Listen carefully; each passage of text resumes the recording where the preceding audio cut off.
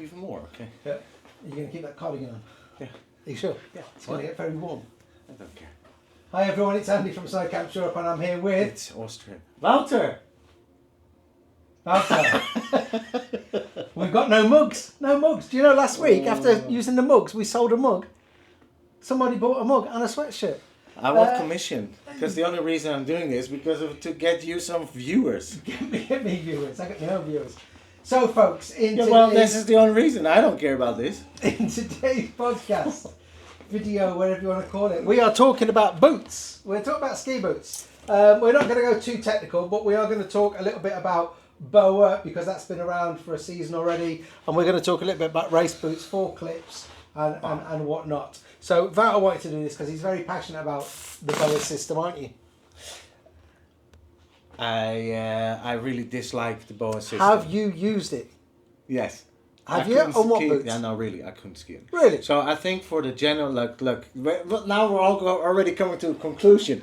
I think for the skier in who's going on a holiday, on a leisure, don't feel much difference. I think if you are a really good skier, and you'll feel the difference, and it's not very great for a very good skier because here that basically, how you say that, like if something moves in this direction, torsion. Yeah, well, the torsion. No, torsional rigidity. Yes. Yeah. That is really, it moves too much, the BOA system. Okay, so I think to be fair to BOA, and we've had them last year, and I had a pair all of last winter. I think to be fair, they've not pushed it as a high performance closure system, have they? They've pushed it as a closure system that if you have problems with a forklift boot, with pressure on the top of the foot, then this may be an alternative closure mechanism. Why being political correct? I'm just saying, saying, it's just a shitty system. Sorry to say this. It is, because what is this going quicker than 4 buckles? No, it's about the same time. You might save 10 seconds. We are reinventing the wheel. Why? This works quite fine. This not. You know what they should reinvent? The people from the manufacturers, from the factories, they should actually go and ski. And they should actually develop a boot that fits person's feet. That is the issue. It doesn't matter if it's a BOA system because the shell is still the shell. It is a load of crap. Okay, I think you're now coming up with a different topic than the BOA topic, and we can talk about that topic because that's an interesting topic. But I think what you got to remember is they haven't said it's for performance boots, and that's why you don't see it on any of the race boots that are out there. No. So this is a race boot for So I took like a race boot. Yeah. And look, it's got 4 buckles. Yeah. A power strap. Yeah. It's got a nice forward lead. Well, head is not too much forward. Head, I'm a head skier, so but that's me personal. Funny story about it. And it's got 2 screws where you can also here make it a little bit stiffer, and that's it. A good boot has 4 buckles, a power strap, and that's it. No faff, no this, that. You can have wait. You can have. This was not tied very well, Andy. It wasn't intended to be hit by this. Big is a hybrid, so you can actually, there's a walk mechanism. Okay, that's something different if you want to do that. But yeah, the BOA system, it's got some advantages and some disadvantages. And it's mainly disadvantages. Going back to someone who skied in one the whole of last winter, I will say that I found the closure quite good because I do suffer with pressure on the top of my foot. Because you're 112. That's why. And that results in what you would expect is cold feet, but it's not actually cold feet, it's a lack of circulation. So I actually quite liked the BOA and how it closed. I'm not saying it held my foot any better or any worse than forklifts, because when I'm in a forklift boot, I don't actually do the 2 lower boot clips up because I have so much pressure on my foot anyway. Okay, what I would like to get onto though, okay, so let's leave our differences about this aside, because what I do think is that this is a little bit crappy. So that's why I got two swords. So we got a BOA at the top. A double BOA. A double BOA. Double BOA. That's even worse. Exactly. Yeah. This I can live with. Yeah. It's the lower bit. Okay. If you for the general mass, it doesn't really matter. You don't really notice the difference. And this is what I meant with advantage. You know, for the General Moss, it's easy. You can tie it how much you want. You know, it's much easier to adjust the tightness at the bottom. But these two are the most important thing, and you need 2 clips. So if you want to go for a BOA boot, which is now like 80% of the store boots. of boots is BOA. Come to that with ski also one time. You know, get one then with 2 buckles at the top. Yep. Power strap. Always get a power strap. Yep. Don't buy a boot without a power strap. I think. And the BOA system. Yeah, I think for me the main thing we were sold on was how it wrapped the lower shell around your foot and didn't compress the shell, which I understand, I felt the benefit of, and I get it. But now that they've come in with this doesn't give independency over these 2 buckles.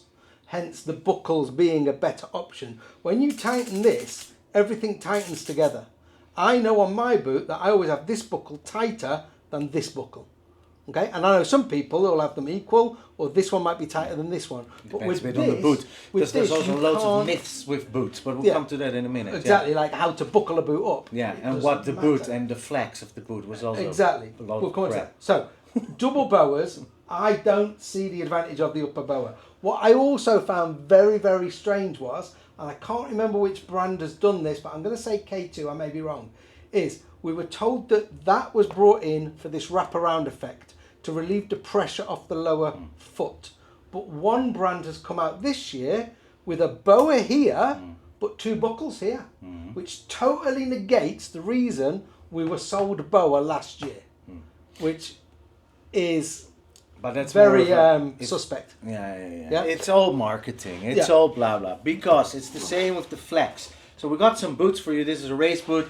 This is a high-end, you know, boot. It's got here it says a flex 130. So the flex index is the stiffness of the boot. You know, this is a Freeride boot. You know, it's got a flex index of 115, so less stiff. You know, we've got a ladies boot. Also, some things against it. Always make it nice and fluffy inside. You see, it's a marketing thing, but certain things, yeah. What's the flex on that? It says on the toe, I think. 80. 80. So this is an 80 flex. Relatively Now, soft. if I feel, though, this is quite, for a ladies boot, I find this quite heavy. This is a Freeride boot. This one is actually lighter. But a Freeride boot, they are aiming for lightness, aren't they? There is just a big myth. So every brand has basically got the same flex index, but there is a huge difference between the brands. Yep. So it doesn't mean if 130 flex from this Technica boot is the same as 130 flex of this Salomon boot. And because, you know, it doesn't matter if it's a low volume, a medium volume, or a high volume boot, it has to do really, normally, how heavy the boot is. If I take this boot and how thick the plastic is, that is what really makes the stiffness. So if you are, you know, want to get a boot that is wanted to give you a bit more support, then I would always, you know, get like a boot that is, you know, quite heavy, you know, plastic is quite heavy. You know, of course, this isn't this is aimed to be light. Where you walk a little bit for an hour, you know, you can here at the back, you can adjust it. But that's, you know, so that's also a big difference. So with this BOA system, they have done this, but the boots are really light. And the flex index of what they're doing now, it is not really the same 130 as 130 race. Definitely. So that's also... And that was very apparent with the Atomic Hulk Ultras that I had last year. They were 130 hybrid Freeride boot. They were a very light boot. They had the walking device. You could retrofit a bar that would add a little bit more stiffness, but versus my Fisher RC4 Podiums, which are 130s, miles apart. In what way? In the stiffness. So the Hawk, even though it said it was a 130, was a lot softer than the Fisher. And again, because it was a hybrid Freeride boot, it was lighter because it's aimed to be lighter. Yeah. But it had that bar to try and stiffen it. Yeah. I can say that my RC Podium Fishers in a 130 are way stiffer than any of the head. Fisher? We'll get back to this in a second.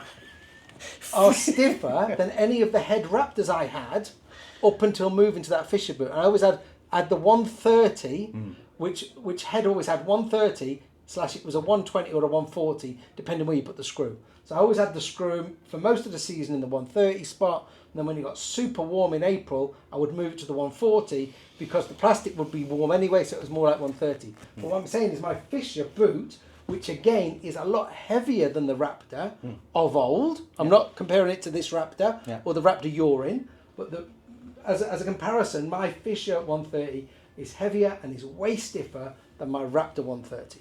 And that is really, so really always get into a boot and get a boot that is really, you know, if you want to get we talked a little bit about it, we tackled this a couple of episodes ago or last season about the boots, about the stiff. What I don't understand is why they make for beginners. And like if this is a full-on 130 flex, but it's got still quite a straight isn't it? Shaft. Yep. So you really want a boot a little bit that's got already a little bit of a forward lean.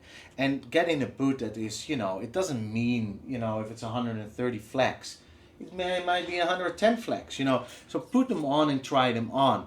And I would really advise anyone, if you buy a boot, this is my opinion, this is not like, this is me, okay?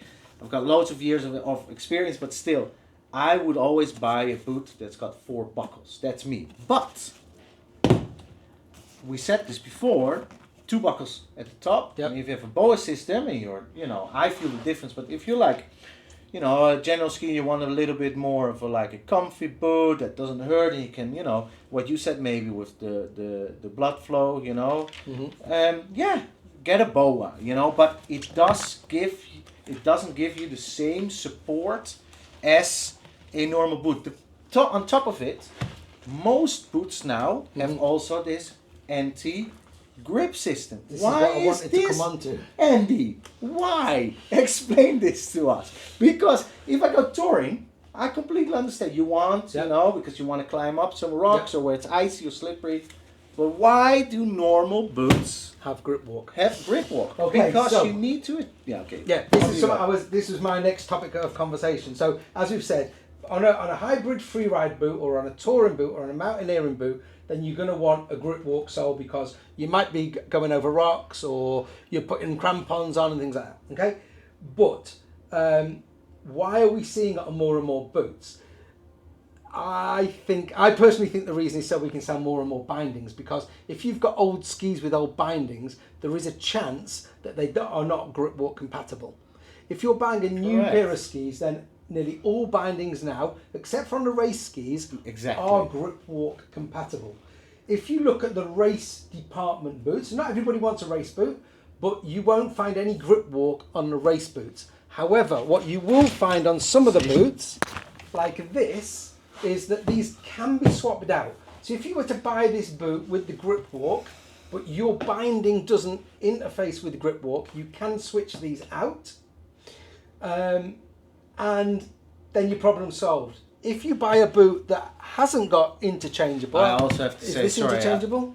This one's interchangeable, but there are some that aren't interchangeable. Then you would have to upgrade your bindings.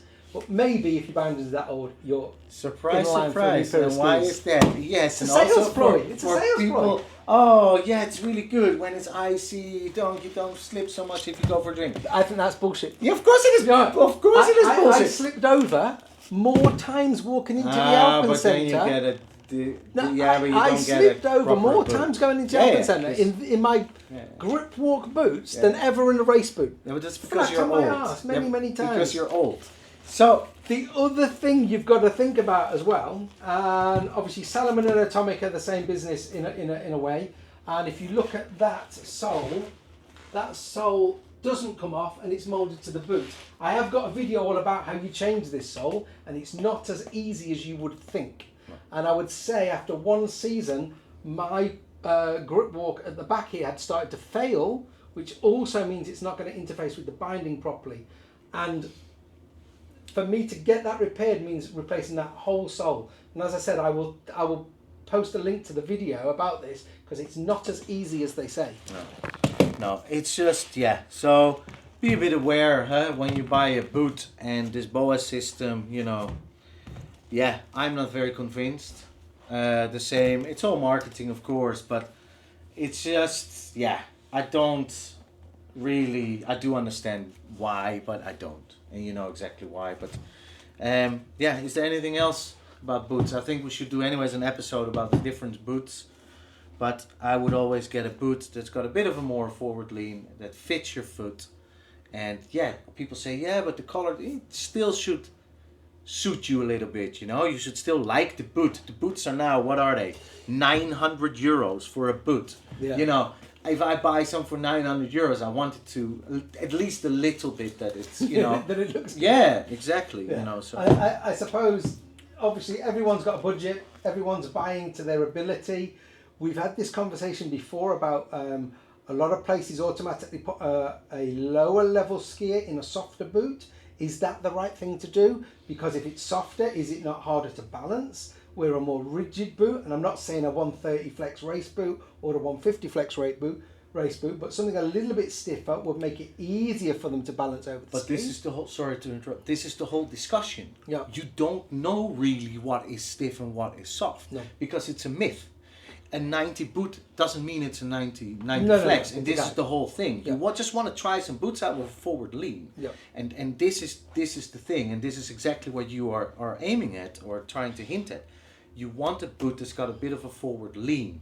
Mm-hmm. And if it's now, of course, it needs to be where you can, be a bit flexible and you're not like stiff and it starts. Yeah, I think we found a massive. We found a few years ago with the trainee ski instructors that all of those that arrived with Salomon boots, they were very upright, weren't they?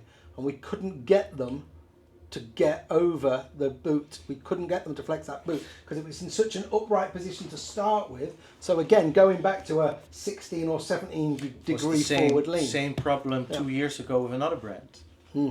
They have, if you don't have the weight and the experience, people just could, whatever they did, they couldn't flex the boot. They couldn't flex the boot. Something else that's really important with these flex ratings that we're telling you are basically nonsense or a guide is in the shop, your boot is going to be way softer than when you get it out on the hill because the plastic is going to become colder. Now, there are different manufacturers that will tell you that they've formulated plastics that don't react to the cold or they don't react to the cold as much, but they still react.